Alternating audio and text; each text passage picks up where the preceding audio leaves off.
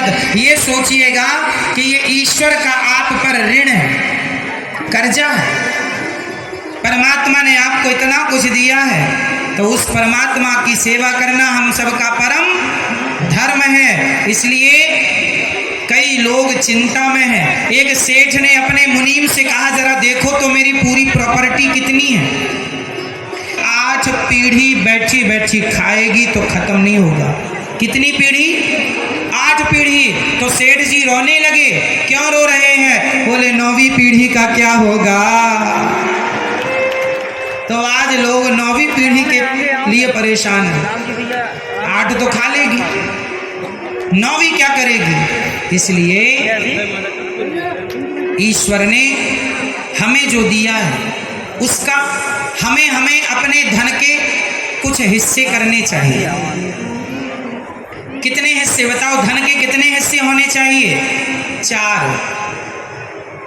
धन के कितने हिस्से? 4। 25 25 25 25। पहला हिस्सा अपने बिजनेस व्यापार में लगाओ। जिससे पैसा कमाया है उसमें लगाना पड़ेगा। दुकान से कमाया है, दुकान में सामान भी तो खत्म होगा, उसमें लगाना पड़ेगा। एक हिस्सा व्यापार में लगाओ। जैसे आप किसान हैं तो किसान खेती आपकी ऊबड़ खाबड़ है, उसे ठीक करने में कुछ पैसा आपका लगेगा। जमीन से जमीन आपको खरीदना भी चाहिए कि आपका धन बढ़े, कम ना हो। आपकी 2 एकड़ है तो 2.5 कर लो, 5 कर लो, 10 कर लो, बढ़ाओ।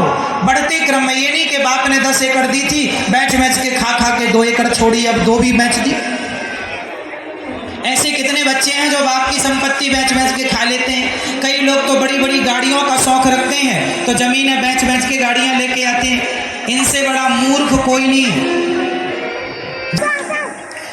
दूसरा हिस्सा आप अपने परिवार की जरूरतें, जैसे बिजली का बिल है, घर में राशन है, दाल चावल सब्जी रोटी सबके घर लगती है। धन का एक हिस्सा बिजनेस के लिए, एक हिस्सा आपके परिवार के लिए। धन का एक हिस्सा आपके भविष्य के लिए सुरक्षित रखो। कब के लिए?